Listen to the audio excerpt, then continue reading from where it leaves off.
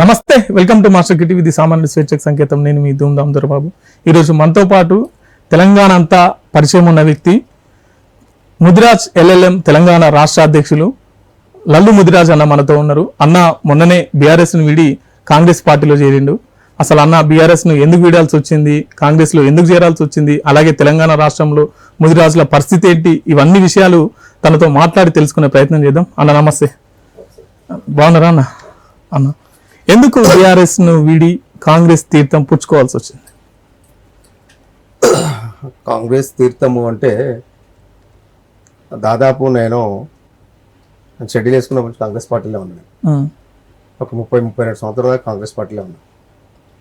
గత ప్రభుత్వం బీఆర్ఎస్ పార్టీలో నేను మునుగోడు ఎలక్షన్లో మా బ్రదర్ బండ ప్రకాష్ శాసన మండలి వచ్చాను, ముదిరాజ్ మహాసభ అధ్యక్షుడు. ఆయన మనం అందరం ఒక దగ్గర ఉంటే బాగుంటుంది కదా అని చెప్పేసి అన్న కోరిక మేరకు మన మునుగోడు ఎలక్షన్లు అప్పుడు జైలు కావడం జరిగింది. ఆ తర్వాత మునుగోడు ఎలక్షన్ బాగా వర్క్ చేసినాం, అట్లా కంటిన్యూ అయిపోయినాం. మొన్న కూడా బీఆర్ఎస్ పార్టీకి దాదాపు 8-9 ఎమ్మెల్యేలు పనిచేసినాం రాష్ట్ర వ్యాప్తంగా. మనకు కూడా వాళ్ళు అనుకున్న మేరకు వాళ్ళు మనకు ఒక మాట ఇచ్చారు. ఆ మాట ప్రకారం ఏంటంటే బాగా కష్టపడ్డాం. సరే, అది పక్క పెడితే ఏంటంటే ఆ పార్టీలో ఉన్నా కూడా నాకు మనశ్శాంతి లేదు. ఎందుకంటే తెలంగాణ రాష్ట్రంలో దాదాపు ఒక 55-60 లక్షల మంది ముదిరాజులు ఉంటే ఆ ముదిరాజులకు ఒక్క టికెట్ కూడా కేటాయించకూడదు. అలాగే గత చాలాసార్లు కేసీఆర్ గారు ముదిరాజు తల్లిపాలు నేను తాగి పెరిగాను. మా ఇంటి పక్కన ముదిరాజు తల్లి ఉండేది, మా అమ్మకు పాలు రాకుంటే నేను అలా చెప్తే నేను దానికి ఆ మాటకు ఆకర్షితులై నేను బీఆర్ఎస్ పార్టీలో చేరడం జరిగింది. అలాగే దాని తర్వాత ముదిరాజులకు ఒక్క టికెట్ కూడా ఇవ్వకూడదు. అలాగే తెలంగాణలో SC, ST, BC మైనార్టీస్ ఉన్న వాళ్ళందరూ కూడా ఎవరి కోట ప్రకారం వాళ్ళకు ఎవరి పర్సంటేజ్ ప్రకారం వాళ్ళకు కంపల్సరీ టికెట్లు కేటాయించాలి. అందులో దాదాపు అందరికీ రెడ్డిలకు, వెల్మాస్కు, తర్వాత మున్నూరు కాపులకు, అంటే వాళ్ళకు కొద్దిగా ఎక్కువ మందికి రెడ్డి వాళ్ళకు కేటాయించడం జరిగింది. సరే, వాళ్ళకి కేటాయించొద్దని కాదు, గత తాత ముత్తాతల కాలం నుంచి ఏంటంటే రెడ్డి వర్గానికి సంబంధించి ఆర్థికంగా అంతా బలపడినారు కాబట్టి రాజకీయాలంటే ఖచ్చితంగా ఆర్థికంగా ఇంత డబ్బులుండి ఉంటేనే 10 మంది మనము గ్యాదర్ చేయగలుగుతాం, మనం పార్టీలో మనం కొనసాగుతాం, గెలిచే అవకాశాలు ఉంటాయనే ఉద్దేశంతోన వాళ్ళకి ఇచ్చేది కాదని కాదు. అంటే ఇప్పుడున్న జనరేషన్ ప్రకారం ఏంటంటే, ఇప్పుడు అప్డేట్ అయిన జనరేషన్ ప్రకారం ఏంటంటే అందరు కూడా ఇవాళ సోషల్ మీడియా కానీ అన్ని చూస్తూ ఉన్నారు, నాలెడ్జ్ బాగా ఉంది కాబట్టి అంతమందికి ఇవ్వకుండా కొంచెం తక్కువ చేసుకుంటూ వచ్చి ముదిరాజులకు కనీసం మేము టికెట్లు డిక్లేర్ చేసిన తర్వాత ముదిరాజులకు టికెట్లు ఇవ్వము అని చెప్పేసి చెప్పిన తర్వాత కొంచెం బాధేసి అదే రోజు నేను చూసినట్టే తెల్లారి మక్తాల్లో వెళ్ళి ఆ రోజు రోడ్ షో చేసేసి ఒక మీటింగ్ పెట్టినాం. ఎప్పుడు కూడా ముదిరాజులు గత కొన్ని సంవత్సరాల కింద ఒక 1000-2000 మంది బయటికి వెళ్ళాలంటే కూడా ముదిరాజులు ఎందుకంటే ఆర్థికంగా చితికిపోయినారు కాబట్టి ఎవరి వర్కులు వాళ్ళు చేసుకోవాలి, పొద్దంతా కూలీనాలు చేసుకుంటేనే వాళ్ళకి మనగడ, లేకుంటే లేదు, ఆ రాజకీయాలతో మనకి ఎందుకు అని చెప్పి చాలామంది దూరం ఉండేది. ఇప్పుడున్న జనరేషన్లో కనీసం 10th, 7th, 8th ఇంటర్మీడియట్ డిగ్రీలు చదువుకున్న చాలా ఉన్నారు కాబట్టి ప్రతి ఫ్యామిలీలో వాళ్ళందరూ కూడా చైతన్యం వచ్చింది. మనకెందుకు తక్కువ చూస్తారు ముదిరాజులు. మనం కూడా తెలంగాణ రాష్ట్రం ఎంత పాపులేషన్ దాదాపు 60 lakhs మెంబర్స్ ఉన్నాం కదా అన్న ఉద్దేశంతో అందరూ కూడా ఏంటంటే బాగా చైతన్యం వచ్చేసి ఆ రోజు మేము వెళ్ళిన తర్వాత ఒక 2-3 రోజుల ముందు ఫ్లెక్సీ కట్టించారు మాకు సంబంధించిన స్నేహితులు. ఒక 15-16 వేల మంది రోడ్లు మేము వచ్చేసి మొత్తం రోడ్లను జామ్ అయిపోయింది. అయితే దాదాపు ఒక 5-6 కిలోమీటర్ జామ్ అయిపోయింది. ఆ తర్వాత తెలంగాణ రాష్ట్రం మొత్తం ముదిరాజు అందరికి బాగా చైతన్యం వచ్చింది. అక్కడ పెట్టిన మీటింగు తెలంగాణ రాష్ట్రం మొత్తం అగ్గి రాసేసినట్లు అయిపోయి తెలంగాణ రాష్ట్ర వ్యాప్తంగా మాకు టికెట్లు ఇవ్వాలి, మేము కూడా రాజకీయంగా ఎదగాలి, ఆర్థికంగా ఎదగాలి, సామాజికంగా మేము కూడా డెవలప్ అవ్వాలనే ఉద్దేశంతో ముదిరాజులు అందరూ కూడా ప్రతి ఒక్కరు వేలాది మందితో ప్రతి నియోజకవర్గం నుంచి బయటికి రావడం జరిగింది. అవి చూసిన తర్వాతనన్న బీఆర్ఎస్ పార్టీ అది చూసిన తర్వాతనన్న ఎలక్షన్ మూమెంటు అందులో ప్రతి నియోజకవర్గం నుంచి దాదాపు ఒక 30,000 నుంచి 50-55 మంది 65,000 మంది వరకు ముదిరాజులు ఉంటారు కొన్ని ఏరియాలో. మహబూబ్నగర్ డిస్టిక్ వచ్చే వరకు కొడంగల్ కానీ, మక్తాల్ కానీ, తాండూరు కానీ ఈ ఈ చుట్టుముట్టు పరివార ప్రాంతాల్లో బాగుంటారు. 30,000 తక్కువ అయితే ఎక్కువ ఉంటారు. ఇలా మెయిన్ బీఆర్ఎస్ పార్టీ ఓడిపోవడానికి కారణం ఏం తెలుసా సార్? ముదిరాజులో దాదాపు ఒక 7,000, 8,000, 5,000, 4,000, 3,000, 10,000 మధ్యలో ఓట్ బ్యాంక్ ఏదైతుందో 22 మంది 25 మంది ఎమ్మెల్యేలు ఉన్నారు ఈ ఓట్ బ్యాంక్ మధ్యలో గెలిచిన. ఇవన్నీ కూడా ముదిరాజులు బీఆర్ఎస్ పార్టీకి వేసే ఓట్లన్నీ కూడా కాంగ్రెస్ పార్టీకి 100% మేమే వేయించినాం. కాంగ్రెస్ పార్టీ మనకు దాదాపు కొన్ని టికెట్లు కేటాయించడం జరిగింది.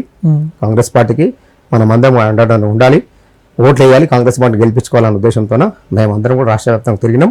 పార్టీలు వండుకుంటూ కూడా మాకు ఎవరైతే ముదిరాజులకు నాకు ఇవ్వకపోవచ్చు అంటే మీరు మీ పార్టీ అధినేతను అడిగే ప్రయత్నం చేయలేదా? ఎందుకు మాకు టికెట్ ఇవ్వట్లేదు అని? ఆ విషయం ఏంటంటే నేనేమంటే ఒక్కరు అడిగితే కాదు, ఇద్దరు అడిగితే కాదు, టీంలో ఉన్న లీడర్స్ కానీ ఆ ఎమ్మెల్సీలు వీళ్ళు అడిగితే కాదు, వాళ్ళకి తెలిసి ఉండాలి. తెలంగాణ రాష్ట్రంలో ముదిరాజులు చాలా మంది ఉన్నారు. వీళ్ళకు కనీసం ఒక 2 టికెట్లన్నా 3 టికెట్లన్నా ఇస్తే రేపు ఎలక్షన్ మూమెంట్లో మనకు ఖచ్చితంగా ప్లస్ కావాలన్న ఉద్దేశం అనుకుంటే అహంకారం. అంటే ఈ ప్రపంచంలో మమ్మల్ని మించిన వాళ్ళు ఎవరు లేరు. ఈ తెలంగాణ రాష్ట్రం మొత్తం మా చెప్పు చేతులు ఉండాలి, నేనేం చెప్తే అది వినాలనే ఉద్దేశంతోన కేసీఆర్ కానీ కనీసం కేటీఆర్ ఎడ్యుకేటెడ్ చదువుకున్న ఆయన, దేశంలో చదువుకున్న ఆయన ఇప్పుడున్న జనరేషన్ ప్రకారము రాజ్యాంగంలో ఇప్పుడు భారతదేశంలో రాజ్యాంగంలో ప్రతి ఒక్కరికి కూడా ఎవరి వాటకు సంబంధించిన వాళ్ళ హక్కులు ఉన్నాయి కాబట్టి అది మైండ్లో పెట్టుకొని ఇలా కనీసం ఒక 2-3 వాళ్ళ డాడీ దగ్గర మాట్లాడన్నా ఇప్పించిన. కేసీఆర్ అంటే ఏంటంటే ఒంటిది పోకడైనా ఉద్యమంలో ఎంతోమంది పనిచేసారు, ఎంతోమంది వ్యవస్థనంతా నాశనం చేసేసారు. సరే, దాంతోపాటు ఏంటంటే కొన్ని టికెట్లను ఇప్పించేస్తే అది వేరే ఉంటుండే, ఇయ్యలేదు కాబట్టి బీఆర్ఎస్ పార్టీలో ఉండి కూడా మేము కాంగ్రెస్ పార్టీకి పనిచేయాలి జరిగింది. సో దీని మీద పెద్ద ఎత్తున నీలం మధు ముదిరాజ్ పార్టీ మారడం కానీ అంటే ముదిరాజుల సభలు పెట్టడం కానీ దీని మీద పెద్ద ఎత్తు కార్యక్రమాలు చేసింది కదా. సో అందులో మీరు భాగస్వాములుగా ఉన్నారా? 100%. ఎందుకు లేదు? నీలం మధు ముదిరాజ్ ఇవాళ చెప్తున్నాను నేను, తెలంగాణ రాష్ట్రంలో అంతకుముందుకు చాలామంది ఉన్నారు కాదంట్లేను. ముదిరాజ్ సంఘంకి సంబంధించిన రాష్ట్ర అధ్యక్షులు ఉన్నారు, వాళ్ళని తక్కువ అంటలేం. కానీ ముదిరాజ్ కులంలో ఇవాళ ఒక ముదిరాజులందరూ కూడా ఒక దిక్సూచి లాంటి వ్యక్తి నీలం మధు ముదిరాజ్. ఆయన గ్రౌండ్ స్థాయి నుంచి, గ్రౌండ్ లెవెల్ నుంచి ఏ పొలిటికల్లో వచ్చి సంపాదించుకునే డబ్బులు ఏం లేవు. రూపాయి జమ చేసుకొని రియల్ ఎస్టేట్ చేసుకొని ఆయన చాలా ఇంటర్వ్యూలు చెప్తాడు, అమాల్ పని చేసుకొని కంపెనీలో పని చేసుకొని దాంతోపాటు ఫ్రెండ్ సర్కిల్లో ఒక వార్డు మెంబర్గా, ఉప సర్పంచ్గా అట్లా అంచెలంచెలుగా ఎదుగుతూ ఆ ఊరు గ్రామాన్ని కూడా చుట్టుకూరు గ్రామాన్ని ఏదైతుందో పడించరు మనకు నేషనల్ వైజ్గా ఆ ఊరు కూడా మంచి ప్రైజ్ రావడం జరిగింది. అంటే ఇదంతా కూడా నీలం చేసిన కృషి. దాంతోపాటు ఏంటంటే ఆయన ఇవాళ ముదిరాజు కులానికి ఒక ఆనిముత్యం. ముదిరాజు కులానికి నెక్స్ట్ ఇప్పుడున్న జనరేషన్లో ముదిరాజు కులానికి ఎవరైనా పెద్ద దిక్కు ఉన్నారంటే నీలం మధు ముదిరాజు. ఈ 60 లక్షల మందికి నీలం మధు ముదిరాజు అనే వ్యక్తి పెద్ద దిక్కు ఉండాలి, ఆయన మార్గంలో ముదిరాజులందరూ నడవాలి అన్న ఉద్దేశంతో నేను కూడా జాయిన్ కావడం కారణం ఏంటంటే నీలం మధు ముదిరాజు కూడా ఎంపీ టికెట్ ఇవ్వడం. అలాగే అంతకుముందుకు వాకిటి శ్రీహరన్న ఎమ్మెల్యే తెచ్చారు, గెలిచిండు. సరగా ఎమ్మెల్యే ఉన్నాడు. ఇప్పుడు ప్రస్తుతానికి ఎంపీ టికెట్ ఇచ్చినా కూడా నీలం మధు ముదిరాజు అన్నకు మంచి నేమ్, రాజకీయంగా కానీ పబ్లిక్లో కానీ ఎవరి దగ్గర పోయినా కూడా మంచి నేమ్. నీలం మధు ముదిరాజు అంటే ఆయన కన్సిడర్ మన ఏంటంటే బహుజనుల బిడ్డ, ఎస్సీ ఎస్సీ బీసీ మైనార్టీలకు సంబంధించి బహుజనుల బిడ్డ కాబట్టి ఆయన గెలిపించుకోవడానికి ఇవాళ మెదకు పార్లమెంటు ప్రజలందరూ కూడా కంకణం కట్టుకొని రెడీగా ఉన్నారు. ఎప్పుడు ఎలక్షన్లు వస్తాయి మేము ఎప్పుడు ఓటు వేసేసి నీలం మధుని ఎంపీగా గెలిపించుకొని మా పార్లమెంటు మెదక్ పార్లమెంట్ ఏరియా అవుతుందో మా అవసరాలు ఏవవుతున్నాయి అవన్నీ కూడా ఆయన దగ్గర చెప్పుకొని మేము పనులు చేపించుకునే ఉద్దేశంతో ఇక మెదక్ ప్రజలు ఉన్నారు. అలాగే నేను కూడా వెంబడి వెళ్ళడం, నేను కూడా నా వంతు కృషి మనం చేస్తున్నాం. ఎందుకంటే తెలంగాణ రాష్ట్ర వ్యాప్తంగా 117 నియోజకవర్గాల్లో దాదాపు మనకు ప్రతి నియోజకవర్గంలో 1,00,000 మంది పేరుతోనే గుర్తుపట్టులు ఉంటారు లాలాపేటలో ముదిరాజ్ని. అందులో ముదిరాజ్ కమ్యూనిటీ కాకుండా ఎస్సీ ఎస్టీ బీసీ మైనార్టీలు బహుజన బిడ్డ అందరూ కూడా నేను అందరి దగ్గర అన్నదమ్ములే కలిసిమెలిసి ఉంటాను కాబట్టి వాళ్ళందరినీ కూడా నాకున్న పరిచయాల మేరకు వాళ్ళందరూ కూడా నేను ఫోన్లు చేసేసి మాట్లాడడం చేయడం. బీఆర్ఎస్ పార్టీలో ఉన్న వాళ్ళని కూడా చాలామందిని కూడా నేను ఇవాళ కూడా గాంధీమన్లో చాలామంది ఉన్నారు జాయిన్ కావడానికి. వాళ్ళందరూ కూడా కాంగ్రెస్ పార్టీలో జాయిన్ చేపిస్తున్నా. ముదిరాజుల పేదకాయలు చాలామంది కూడా తీసుకొచ్చినప్పుడు ఈ ఇంటర్వ్యూ అక్కడే వెళ్ళిపోవాలా. అట్లా నీలం మధు 100% గెలుస్తుండు. సో అలాగే మున్ముందు కూడా కాంగ్రెస్ పార్టీకి మేము అందరం కూడా నేను మీ ద్వారా చెప్పేది ఏంటంటే తెలంగాణ రాష్ట్ర వ్యాప్తంగా ఉన్న ముదిరాజులందరూ కూడా ఖచ్చితంగా రేవంత్ రెడ్డి అన్న గారి నాయకత్వంలో మనం అందరం పనిచేద్దాం. రేవంత్ రెడ్డి అన్న ఆయనకు తెలుసు ముదిరాజులు ఎక్కువ రేవంత్ రెడ్డి అన్న కూడా అటాచ్మెంట్ ఉంటుంది. ఎందుకంటే కోడంగల్ కాన్ఫరెన్స్ కాబట్టి, కోడంగల్ కాన్ఫరెన్స్ కూడా మా తాత వాళ్ళది. మేము ఇక్కడ పుట్టి పెరిగినా కూడా నేను కూడా మొదటిదాకా వెళ్ళి కోడంగల్ అంతా నేను తిరిగి రావడం జరిగింది కాంగ్రెస్ పార్టీకి ఓటేయాలని చెప్పేసి. దాంతోపాటు ఖచ్చితంగా ముదిరాజులందరూ కూడా దయచేసి వాళ్ళ కాంగ్రెస్ పార్టీ మనకు నీలం మధుకు ఎంపీ టికెట్ ఇచ్చింది, వాకిట్ శ్రీరామ్కు ఎమ్మెల్యే టికెట్ ఇచ్చింది కాబట్టి ఖచ్చితంగా మనం అందరం కూడా కాంగ్రెస్ పార్టీకి సపోర్ట్ చేద్దాం. మరొకసారి ఇంతకుముందుకు మనము ఎమ్మెల్యే టికెట్లు ఇచ్చినప్పుడు ఎట్లయితే మనము అసెంబ్లీ ఎలక్షన్లో మనం ఎట్లయితే కాంగ్రెస్ పార్టీకి ఓట్లు వేసినాం అందరం, ఈ ఎంపీ ఎలక్షన్లు కూడా మనం అందరం కూడా ముదిరాజులు ఎక్కడ ఓట్లు వేస్తే వాళ్ళు ఖచ్చితంగా గెలుస్తారని చెప్పేసి చాలామంది ముఖ్యమంత్రి చెప్పిన విషయం ఇది. ఖచ్చితంగా ముదిరాజులు అందరం కూడా కాంగ్రెస్ పార్టీకి మనం ఓటు వేద్దాం, గెలిపిద్దాం. కనీసం దాదాపు ఒక 13-14 సీట్లను గెలిపించే దానికి మీరందరూ కూడా ప్రయత్నం చేయాలని కోరుకుంటున్నాను. సో నీలం మధు విషయంలో మెదక్ ఎంపీగా తనకు అవకాశం ఇచ్చినారు. మెదక్ అంటే కేసీఆర్ అడ్డా, బీఆర్ఎస్ అడ్డా. సో ఓడిపోయే సీట్లను ముదిరాజులకు కేటాయించిరు అని చెప్పేసి ఒక విమర్శ ఉంది. ఎట్లా చూస్తారు దీన్ని? అది కాదు, వీళ్ళు కూడా ఏం చూసిందంటే ఇప్పుడున్న సిచ్యువేషన్లో డబ్బులు చాలామంది దగ్గర ఉంటాయి, పేరున్న వ్యక్తి కావాలి. ఆ పేరున్న వ్యక్తి ఎవరు అంటే నీలం మధు ముదిరాజు అయితే అక్కడ సరైన లీడరు, దానికి సంబంధించిన క్యాడర్ ఉంది, సానుభూతి ఉంది, దాంతోపాటు ఆయన మంచితనం ఉంది, చేసే సేవా కార్యక్రమాలు ఉన్నాయి. మీకు ఒక విషయం చెప్తాను భాయ్ సాబ్, నీలం మధు ముదిరాజు ఒక గ్రామ సర్పంచ్గా ఉండి ఒక 250 యాక్టివలు, ఒక యాక్టివ్ దాదాపు ₹1,00,000 పైన ఉంటుంది కదా, 250 యాక్టివలు దగ్గర 250 మధ్యలో వికలాంగులు పంచడం. ఎవరికైనా ఒక మధ్యలో షాప్ కాలిపోతే ఆమె ఏడుస్తుంటే పోయి చెప్పడప్పుడు మళ్ళీ షాప్కి సంబంధించి షాప్ పెట్టేయడం. ఎవరికైనా ఇండ్లు కూలిపోతే ముసలి వాళ్ళు ఉండి వాళ్ళకి డిస్టర్బ్ అయితే ఆయన సొంత ఖర్చులతో ఇల్లు కట్టేయడం. దాంతోపాటు సేవా కార్యక్రమం ఎంఎంఆర్ యువజన, దానిపైన 1-2 చెప్పుకుంటే బ్రదర్ దాదాపు నాకు తెలిసి ఒక 60-70 నుంచి 100 మందికి ఆపరేషన్ చేయించినారు ఒక సర్పంచ్గా ఉండి. తెలంగాణ రాష్ట్ర వ్యాప్తంగా చాలామంది డబ్బులు ఉంటాయి, కానీ ఖర్చు పెట్టే గుణం కొంతమందికే ఉంటుంది. అదే నీలం మధు ముదిరాజుకు ఆయన పుట్టుకతోనే ఆ దేవుడు అలాంటి ఆలోచన కలిగించిండమని చెప్పేసి, అందులో మా జాతిలో పుట్టడం మేము చాలా అదృష్టంగా భావిస్తున్నాం. ఇನ್ನು ముందు కూడా ఫ్యూచర్లో మా ముదిరాజు కులానికి ఒక పెద్ద లీడర్గా మేమందరం కూడా తెలంగాణ రాష్ట్ర వ్యాప్తంగా అందరూ కూడా డిసైడ్ ఉన్నారు. నీలం మధు ముదిరాజు అసంటోళ్ళు మా కులానికి అవసరం. చాలా రోజుల తర్వాత మాకు ఒక ఆనిముత్యం లాంటి ఒక లీడర్ దొరికిందని చెప్పి సంతోషపడతారు. అలాగే ఎస్సీ, ఎస్టీ, బీసీ మైనార్టీలందరికీ కూడా బహుజన బిడ్డ అందరినీ కూడా అదే విధంగా చూస్తాడు. ఒకటి చెప్పుకోవాల్సింది ఏంటంటే నేను కూడా అంతే అన్ని వర్గాలను కలుపుకొని పోతాం కాబట్టి మాకేంటంటే ఏ కులానికి సంబంధించి ఆ కులంలో ఒక ఎవరైనా హైప్ ఉన్న లీడరు, ఒక మంచి మనసున్న లీడర్ ఉంటే ఆయన 1-2 సార్లు యాడ్ చేసుకొని కామన్ అయింది. సో గతంలో మీరు సోషల్ మీడియాలో కావచ్చు చాలా ప్రచారం జరిగారు, చాలా సోషల్ మీడియాలో వైరల్గా మారారు. ఒక్కసారిగా ఎందుకు ఆపేసిరన్న స్క్రీన్ పైకి రావడం? నేనేమంటున్నా బ్రదర్, ఎప్పుడు ఆ ఇంటర్వ్యూలు ఇవి అవి రెగ్యులర్గా ఉంటుంటేనే చేస్తాయి. కాకపోతే ఏంటంటే మా బాడీ లాంగ్వేజ్ చూసి అందరు కాదు, మేము ఏ ఇంటర్వ్యూ చేసినా కూడా ఏం మాట్లాడినా కూడా ఏంటంటే ఆచితూచి మాట్లాడతాం, 2 లో ప్రొఫైల్తో మాట్లాడతాం. అందులో బిల్డప్, అహంకారం అలాంటివి ఏమి ఉండవు కాబట్టి మెల్లమెల్లగా మా బాడీ లాంగ్వేజ్ చూస్తూ ఏంటంటే అరే అన్న ఇట్లా ఉంటాడు కదా అన్న ఒక ఆలోచన తప్ప మమ్మల్ని చూస్తూ మా ఇంటర్వ్యూ చూస్తూ మమ్మల్ని చూసిన తర్వాత మా దగ్గరికి వచ్చిన తర్వాత రోజు నా ఆఫీస్లో దాదాపు ఒక 150 నుంచి 200 మంది రోజు తెలంగాణ రాష్ట్ర వ్యాప్తంగా నా ఆఫీస్కి వస్తారు. వచ్చిన అందరి దగ్గర సొంత అన్నదమ్ముల లెక్క నేను ఉంటా, వాళ్ళు కూడా అట్లా ట్రీట్ చేస్తారు. వచ్చి కలిసి పోయిన తర్వాత వాళ్ళు చెప్పుడు ఏంటంటే అరే అన్న దగ్గరికి వచ్చిన తర్వాత మనం సొంత అన్న కంటే మళ్ళీ నేను ఎక్కువ మంచిగా మాట్లాడి చేసినావు, ఎంత ప్రేమతో దగ్గర తీసుకున్నా అన్న ఉద్దేశంతో వాళ్ళందరూ కూడా మౌత్ అడ్వర్టైజ్మెంట్ మెల్లమెల్ల నా మీద మొత్తం ఏంటంటే నెగిటివ్ పోయేసి పాజిటివ్గా లాలపెట్టి లల్లు బుద్ధిరాజు అంటే ఎస్ మీరు ఎవరినన్నా అడుకోండి, మీరు అవసరం అనుకుంటే మీరు మీ ఛానల్ ఉంటే కూడా మీరు అవసరం అనుకుంటే ఏదన్నా మీరు ఒకసారి అడగండి, మీకు చెప్తారు ఎన్ని మార్కులు. దాదాపు ఒక 70-75% నాకు 100% లాలపెల్లి ఉంది అంటే ఆయన వరకు ఆయన చేసుకుంటాడు. మంచి వ్యక్తి అనే ఉంటుంది తప్ప వేరేదేమి ఉండదు. కొంతమందికి తెలియని వాళ్ళు దూరం కొండలు పడినట్టు ఎవరెవరో ఏదనుకుంటారు, దాని గురించి మనం పట్టించుకో అవసరం లేదు. సో గతంలో మీరు బీఆర్ఎస్లో ఉన్నప్పుడు ఎంతమంది ఎమ్మెల్యేల దగ్గర పనిచేశారు?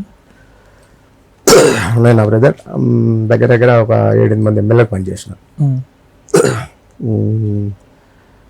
పద్మారావణకు మా సికింద్రాబాద్ కాన్సెన్స్ పద్మారావణకు చేసిన కులం పరంగానే కాకుండా అన్ని వర్గాలకు సంబంధించిన ఎంబడి ఉంటారు కాబట్టి నేను ఏ కాన్సెన్స్కి వెళ్ళినా అక్కడ దాదాపు నేను ఒక్కడితోనే మొదలైంది. దాదాపు ఏ మీటింగ్ ఉన్నా ఏదైనా పాదయాత్ర చేసినా ఏమైనా కలిసిపోయినా ఒక 200-300 మంది 400-500 మంది జమ అయిపోతారు ఆటోమేటిక్. లండన్ వచ్చి చూడడానికి కానీ తిరగడానికి కానీ మన ఎంబడి తిరగడానికి ఎక్కువ ఇంపార్టెంట్ ఇస్తారు. అది అదృష్టం, నా అదృష్టంలో భావిస్తా, పెద్ద ఇది వేరే ఏదేం కాదు. రెండవది పద్మనాభంకి చేసిన, బిఎల్ఆర్కి చేసినాం, మరి రాజశేఖర రెడ్డికి చేసినాం, తర్వాత మల్లారెడ్డికి చేసిన, పట్నం నరేందర్ రెడ్డికి చేసిన, తర్వాత బాజిరెడ్డి గోవర్ధనకు చేసిన, మన పైలట్ రోహిత్ రెడ్డి తాండూరు, వీళ్ళందరూ కూడా మంచి మంచి మీటింగ్లు పెట్టి భారీ ఎత్తున మీటింగ్లు పెట్టేసి ఓట్లు వేపేయడానికి బాగా ఇది చేసినాం. కాకపోతే ఏంటంటే ఒకటి ఏది చేసినా కూడా ఏంటంటే ముదిరాజులకు ఏ పార్టీ నుంచి టికెట్లు ఇస్తారో ఆ పార్టీకి మీరు ఓట్లు వేయాలని చెప్పి చెప్పడం జరిగింది. ఇంతమంది ఎమ్మెల్యేలతో కలిసి పనిచేసినారు, ఎందుకు మీరు అధికారంలోకి అంటే చిన్న చిన్న పోస్టులో నామినేట్ పోస్టులో ఎందుకు మీరు రాలేకపోయినారు? ఎందుకు మిమ్మల్ని అంత అంచివేతే ప్రయత్నం చేసినారు వాళ్ళు? అట్లని కాకుండా అధికారం వస్తే 100% నామినేటెడ్ పదవి 100% ఇస్తామని చెప్పి మనకు మాట ఇచ్చడం జరిగింది. మిగతా ఎమ్మెల్యేలందరూ విత్ లెటర్ ప్యాడ్ మీద రాసి మేము 100% కేసీఆర్ గారికి కానీ కేటీఆర్ గారికి, వాళ్ళు కేటీఆర్కి తెలుసు, హరీష్ అన్నకు తెలుసు, వీళ్ళందరూ తెలుసు నేను చేసే వరకు. కానీ ఇక్కడ సోషల్ మీడియా చాలా పవర్ఫుల్ కాబట్టి తెలంగాణ రాష్ట్రం మొత్తం ఇక్కడ కాంగ్రెస్ పార్టీలు కానీ బీఆర్ఎస్ పార్టీలు కానీ అన్ని పార్టీ బీజేపీ అందరూ చూసారు.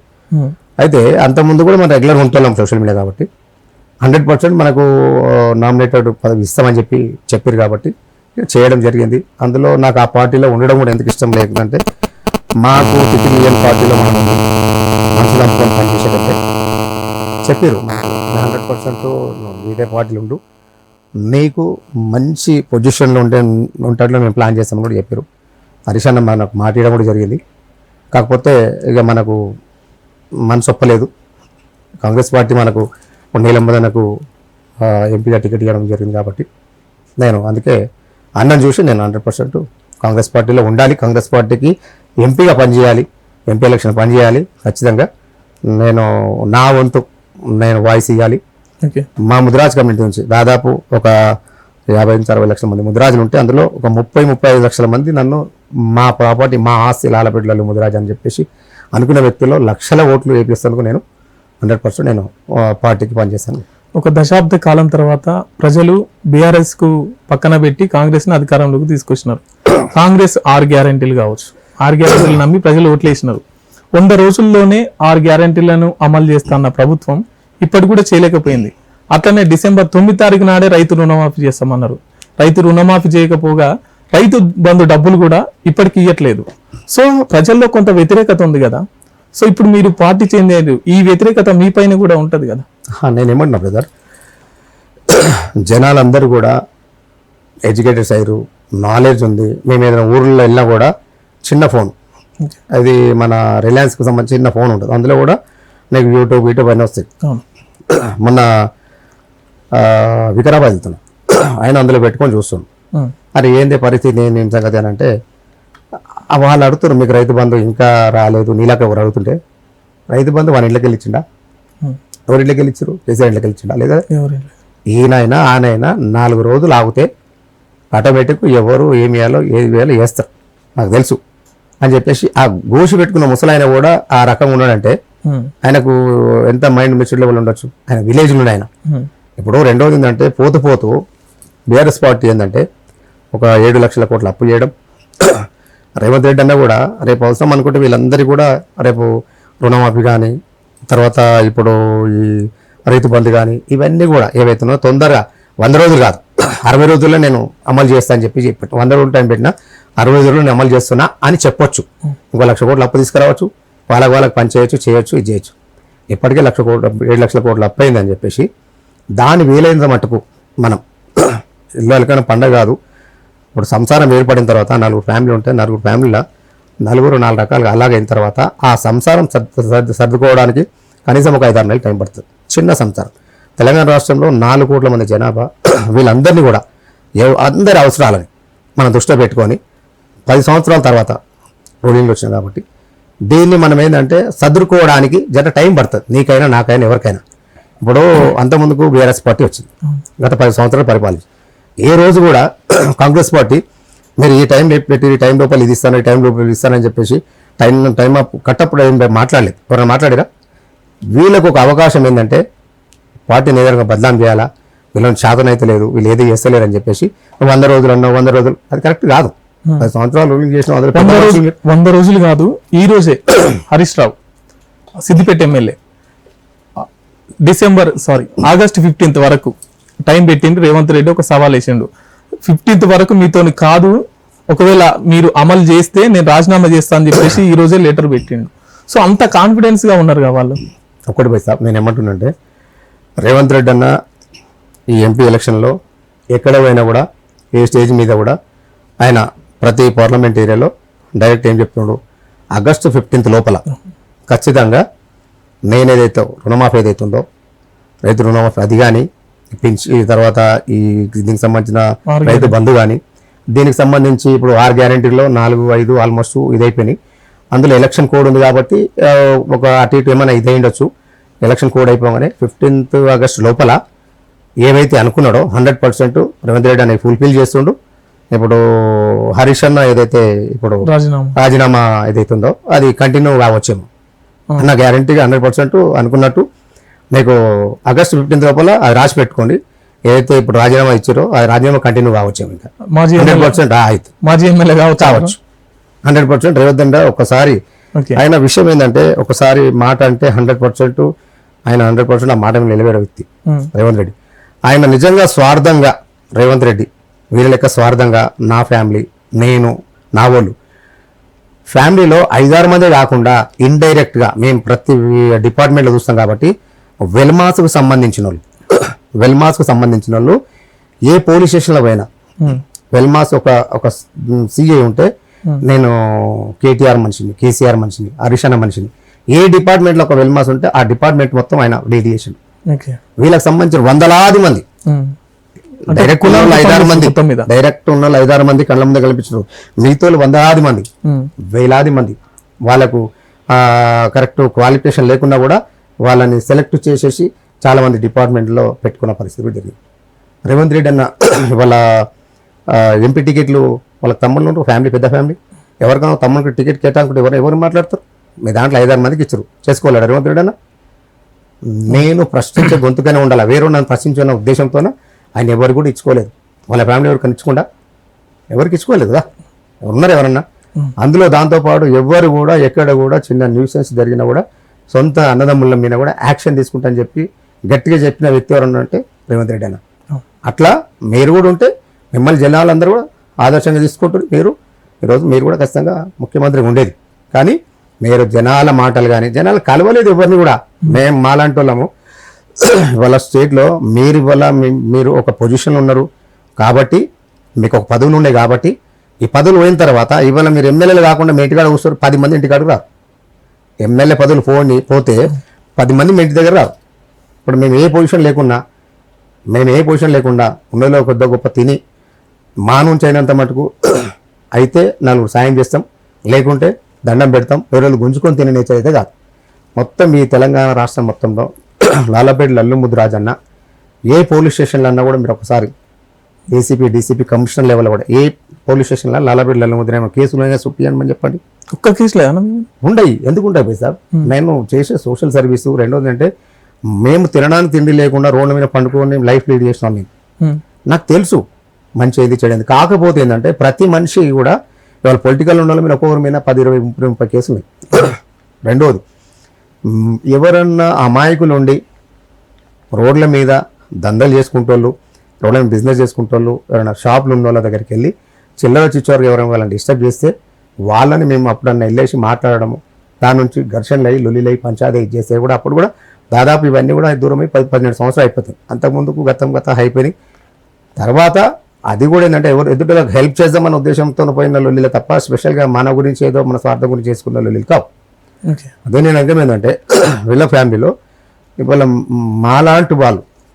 నాలాంటి వాళ్ళు అన్ని కమిటీలు బీసీ నాయకులు చాలామంది కూడా వీళ్ళందరూ ఎవరు పోయినా కూడా కనీసం ముఖం కూడా చూడలేరు. ఒకటి సీఎం కేసీఆర్ని కేటీఆర్ని వీళ్ళ ముఖం కూడా చూడలేని పరిస్థితి చాలా మంది. అరే మీరు ఎన్ని సంవత్సరాలు తిరుగుతారు ఏమన్నా చూసిరా అంటే ఏడన్నా ఎవరు రానిస్తారు. మేమన్నా మాకున్న చరిష్మ మాకు ఏంటంటే ఏ ఎమ్మెల్యే కూడా బాడీ గార్డ్స్ ఉండని, ఏ ఎమ్మెల్యే గన్మెన్లు ఉండని, మినిస్టర్ నెంబర్ ఉండని, మేము పోతే అందరు గుర్తుపడతారు కాబట్టి మాకు వెల్కమ్ చెప్తారు, పోతాం, మేము నాకు కలిసి వస్తాం అంతే తప్ప. రెండోది ఏంటంటే మనము 1000 ఏళ్ళు బతకడానికి రాలే. ఎప్పుడప్పుడు ఏమైతే తెలియదు. నువ్వు బతుకు, నీ పిల్లల్ని బతికి అవకాశం వస్తే నీ పిల్లలు బతుకు, నీ మనమరాలను బతికిస్తట్టు ఏమన్నా 4 డబ్బులు సంపాదించుకో స్వార్థం ఉంటే. నువ్వు 100 కోట్లు 1000 కోట్లు లక్షల కోట్లు ఏంది పోయి నువ్వు ఎంత పాపం చేసి. చాలామంది ఒక్కొక్కరు ఇంకా బయటికి వెళ్తారు చూడండి ఎంపీ ఎలక్షన్ తర్వాత. వీళ్ళు చేసిన అరాచకాలు ఒక్కొక్కరు ఒక్కొక్క ఏరియాలో వీళ్ళ ఫ్యామిలీ కాకుండా ఇంకా మిగతా చాలామంది దాంట్లో కూడా చాలామంది వెళ్తారు. మా భూములు గుంజుకురు. గవర్నమెంట్ భూములను కూడా పట్టాలు పాస్బుక్లు చేసేసి వీళ్ళ దగ్గర పుట్నాలు తీసుకొని గవర్నమెంట్ ల్యాండ్ ఏం చేస్తారు, 5 లక్షలు 2 లక్షలు 3 లక్షలు 10 లక్షలు ఇచ్చేసి వీళ్ళు పట్టాలు పాస్బుక్లు చేపించేసి కోట్లాది రూపాయలకు అమ్ముకున్న వ్యక్తులు మా దగ్గర చాలా మంది వస్తారు. వీళ్ళందరూ కూడా బయటకు వస్తారు రేపు నుండి ఎంపీ ఎలక్షన్ తర్వాత ఒక్కొక్కరిది ఉంటుంది. సో మీరు ఇంతకుముందు బీఆర్ఎస్ పార్టీలో ఉంటారు కదా, బీఆర్ఎస్ పార్టీ ఓడిపోవడానికి ఏంటి కారణాలు అంటారు? నేను ఒక్కటి చెప్తా బ్రదర్, బీఆర్ఎస్ పార్టీ ఓడిపోవడానికి అంటే మీరు ఇంత స్వార్థం అని అనుకో ఏదని అనుకోండి. బీఆర్ఎస్ పార్టీ నేను ఇంతకుముందు చెప్పినట్టు ఒక 20, 22, 23 ఎమ్మెల్యే సీట్స్ 7,000 నుంచి 10-12,000 మధ్యలో 5,000 నుంచి ఈ మధ్యలో ఓట్లతోనే ఓడిపోయారు. చాలా తక్కువ పర్సెంట్. అది 110% ముదిరాజులు 50 to 60-70% ముదిరాజులు బీఆర్ఎస్ పార్టీకి ఓటేయలే. కాంగ్రెస్ పార్టీ టికెట్ ఇచ్చి కాంగ్రెస్ పార్టీకి ఓట్లు వేసారు. ఇప్పుడు ఎంపీ ఎలక్షన్లో కూడా అదే జరగబోతుంది ఖచ్చితంగా. అది ఇంచుమించు 100% ముదిరాజులందరూ కూడా హ్యాపీగా ఉన్నారు. కాంగ్రెస్ పార్టీకి ఓట్లు వేసేందుకు కాంగ్రెస్ పార్టీకి ఓట్లు వేస్తారు. ఎంపీ సీట్లు కూడా నువ్వు పరిశాన్ అయిపోవాలి.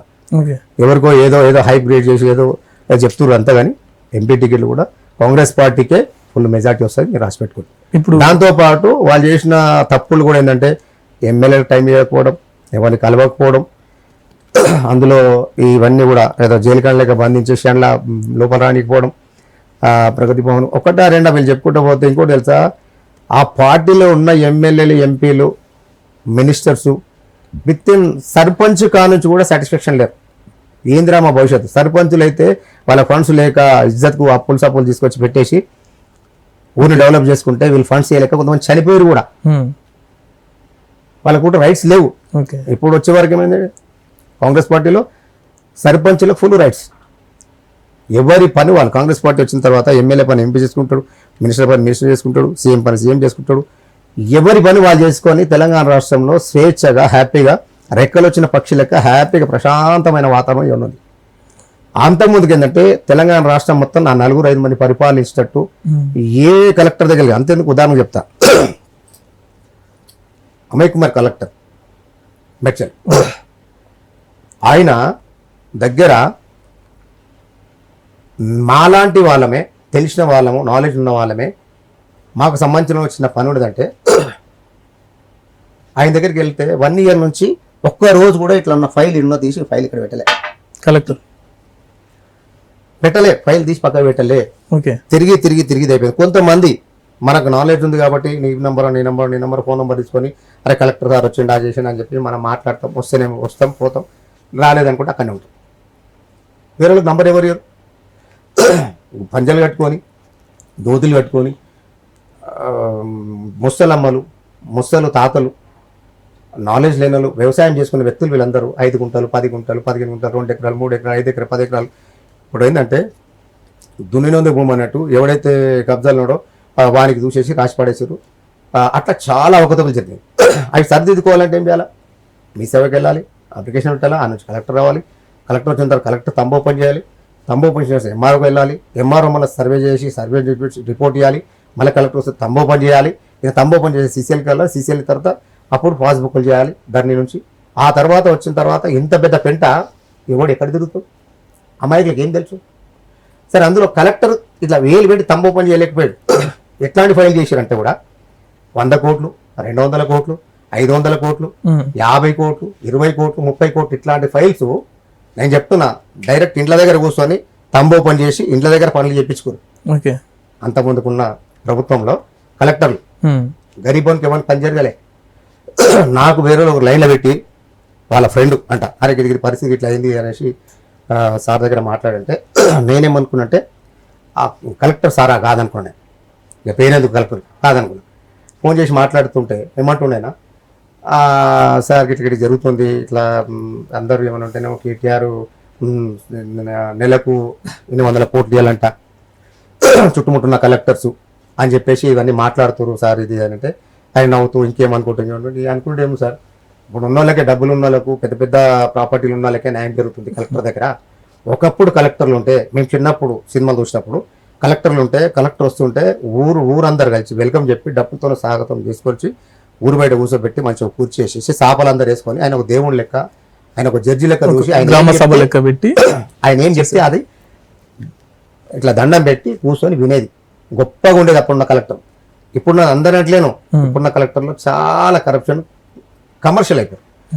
డబ్బులు ఉంటేనే పని లేకుంటే లేదు. ఇవాళ కూడా నాకు తెలిసి మేము తర్వాత అడుగుతాం సార్ ఇంకేమిటంటే సార్ చాలా మంది కూడా పేదవాళ్ళు తినడానికి కరెక్ట్ పూట తిండి లేని వాళ్ళు బాక్సులు కట్టుకొని వచ్చేసి కూర్చొని పొద్దుగాల సాయంత్రం వరకు కూర్చొని మేము ఎప్పుడు వచ్చినా కూడా కనిపిస్తారు కూర్చొని ఆ అన్నం తిని ఆడ పొరలాడి ఏడ్చిపోయిన ఒక పరిస్థితులు లేదు సార్. పెద్దవాళ్ళ ఫైల్ తీసి పక్క పెట్టండి, ఎవరెవరు రైతులకు సంబంధించినయో వాళ్ళన్ని ఫైల్ తీసుకొని ఒక 2 గంటలు టైం కేటాయించుకోవాలి సార్. మీరు గవర్నమెంట్ నౌకర్లా లేకుంటే ప్రభుత్వ నౌకర్లా, వాళ్ళు కలెక్టర్లో వీళ్ళకి ఏం సంబంధం? ఆడొచ్చిందంటే ఎమ్మెల్యే వచ్చినట్టు ఈడు గుర్తాడు, ఎంపీ వచ్చినట్టు ఆడు గుర్తారు, మినిస్టర్ వచ్చినట్టు ఈడు గుర్తారు. అంటే పబ్లిక్ పని చేయండి భయ్, అవునా కదా? చేయకుండా ఇట్లా అవుతుంది సార్, ఇట్లా పొరలాడి ఏడ్చిపోతున్నారు సార్ అంటే అట్లా అవుతుందా, సరే ఇప్పటి నుంచి చూస్తామని చెప్పేసి ఫోన్ కట్ చేయాల్సి వచ్చింది. మాట్లాడింది కూడా నా దగ్గర ఒక కలెక్టర్, వేరే ఇలాంటి ఒక పెద్ద మనిషి, వాళ్ళ దగ్గర ఉన్న సంబంధం నుంచమని నేను ఉన్న సార్ ఇది పరిస్థితి మాలోకి అన్యాయం జరిగిందని మాట్లాడుతూ మా పని అయితే లేదు వాళ్ళ పని అయితే. అలాంటి పరిస్థితులు బీఆర్ఎస్ పార్టీ ప్రభుత్వంలో ఎంత అవకతవకలు, ఎన్ని అరాచకాలు చెప్పుకోదిగా. ఓకే సరే, చాలా చెప్తున్నారు కదా బీఆర్ఎస్ ప్రభుత్వం గురించి. ఇప్పుడు కాంగ్రెస్ లో చేరినారు, ఏమన్నా ప్రామిస్ చేసిందా మీకు? ఏమన్నా అవకాశం ఇప్పిస్తామా? ఏదన్నా మాట ఇచ్చిందా? పార్టీకి కష్టపడి ఎవరైతే పని చేస్తారో వాళ్ళు ఖచ్చితంగా కాంగ్రెస్ పార్టీలో పెద్దపీట ఉంటుంది. కంపల్సరీ వాళ్ళు గుర్తిస్తారు. ఈ రాష్ట్రంలో ఎవరైతే పబ్లిక్లో ఉన్నారో, పబ్లిక్ సమస్యలు తెలిసి ఉన్నాయి, పొలిటికల్ సమస్యలు తెలిసి ఉన్నాయి. మనం కూడా బయటికి వెళ్ళి వేలాది ఓట్లు, లక్షలాది ఓట్లు వేపి సత్తా మన దగ్గర ఉంది కాబట్టి ఎవరి దగ్గర సత్తా ఉంటుందో వాళ్ళు గుర్తించి ఖచ్చితంగా వాళ్ళకి ఆ గుర్తింపు ఉంటుంది కాంగ్రెస్ పార్టీలో. కాబట్టి అంతెందుకండి, ఏం లేకముందుకే మా వాకిశ్రాజాల ఎమ్మెల్యే నీలం మధు ఎంపీ కాబోతున్నాడు, రాసి పెట్టుకోండి.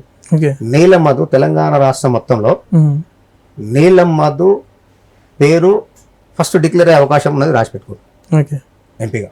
అంటే మెదక్ ప్రజలందరే కాకుండా ఇలా బీఆర్ఎస్ పార్టీ కానీ, బీజేపీ కానీ, కాంగ్రెస్ పార్టీ, వీళ్ళ ముగ్గురికి సంబంధించిన వాళ్ళు కూడా కాంగ్రెస్ పార్టీ ఓట్లు కాంగ్రెస్ పార్టీలో పడుతుంది.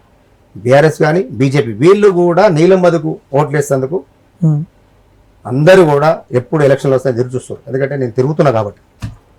అంటే నీలం మధు మీద తెలంగాణ రాష్ట్రంలో ఒక మంచి ఆలోచన, ఒక మంచి వైబ్రేషన్, మంచి వ్యక్తి, పుణ్యం చేసే వ్యక్తి, 10 మందికి అన్నం పెట్టే వ్యక్తి అని చెప్పేసి డిక్లేర్ అయిపోయింది, డిసైడ్ అయి ఉన్నారు జనాలు. మీరు పాల్గొంటున్నారా ప్రచారంలో? ఎందుకు ఆల్రెడీ నేను 3 రోజుల నుంచి అక్కడనే తిరుగుతున్నా కదా, ఎక్కడ చూసినా బ్రహ్మరథం పడుతుంది. రెండోది ఆయన ఫేస్ రీడింగ్ కూడా పొలిటికల్ ఫేస్ రీడింగ్. 10 మంది వెళ్ళినా కూడా ఒక్కటి గుర్తుపెట్టుకోండి బ్రదర్, మన ఇంటి దగ్గర ఉంటాం, మనకు 100,000 మంది ఫ్రెండ్స్ ఉంటాం. ఒకటి మన ఇంటి దగ్గరకు వస్తే ఏం చేస్తాం మనం? దర్వాజా కొడతాం. ఎవరంటే అరే ఎవరు భాస్కర్ వచ్చిందంటే అరే కొద్దిసేపు ఆయన 10 గంటల గట్ట ఫోన్ చేస్తే చెప్పండి వెళ్ళిపోతేస్తాం. ఇంకోటి వస్తాం, అరే ఎవరు వచ్చిరంటే అరే బైసా పైన కూర్చొని ఛాయ్ తాగిపోయాడు. ఇంకోరు వస్తాం, వచ్చిన తర్వాత నీలం మధు లాంటివి అట్లా వస్తాం. అంటే అరే అట్లా దాన్ని పక్కలకి వేసి సంగతి చేసుకున్నాను, ఫస్ట్ తీసుకుపోయి టిఫిన్ పెట్టు నేను వస్తుందని చెప్పేసి టిఫిన్ తిన్న తర్వాత కూడా మళ్ళీ కలిసి వచ్చిన తర్వాత భోజనం చేసిన తర్వాత గెడవ మనం. అంటే ఒక్కొక్క మనిషి మీద ఒక్కొక్క అభిప్రాయం. నీలం మధు మీద ఉన్న అభిప్రాయం ఏంటంటే తెలంగాణ రాష్ట్రం మొత్తంలో నీలం మధు లాంటి లీడర్ మాకు కూడా ఉంటే మంచిగా ఉంటుండే అన్న ఉద్దేశంతో ప్రజలు ఉన్నారు. మెదకు ప్రజలందరూ కూడా ఎస్సీ, ఎస్టీ, బీసీ, మైనార్టీస్, దాంతోపాటు ముదిరాజులు అంటే అవుట్ రైట్ వేసేస్తారు. ఇప్పుడున్న సిచ్యువేషన్.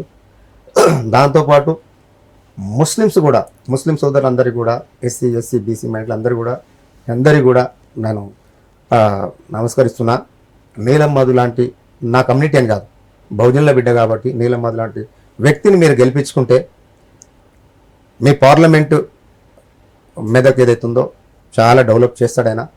పైసల మీద వ్యామోహం లేని వ్యక్తి కాబట్టి, పైసలు అంటే ఎవరి ఆపద ఉన్నదంటే ఈ చేతున ఇచ్చే వ్యక్తి కాబట్టి చాలా రేరుగా చూస్తున్నాం అట్లాంటి వ్యక్తి కాబట్టి మీరు అందరూ గెలిపించుకుంటే మీకు మంచి జరుగుతుందని చెప్పి నేను చెప్తున్నా. ఖచ్చితంగా నీలమ్మది గెలుస్తున్నాం. సో ఇప్పుడు రాష్ట్రంలో అంతా ఎన్నికల అడావిడి ఉంది కదా, Congress versus BJP, Congress versus BRS, ఏది మీకు పోటీ?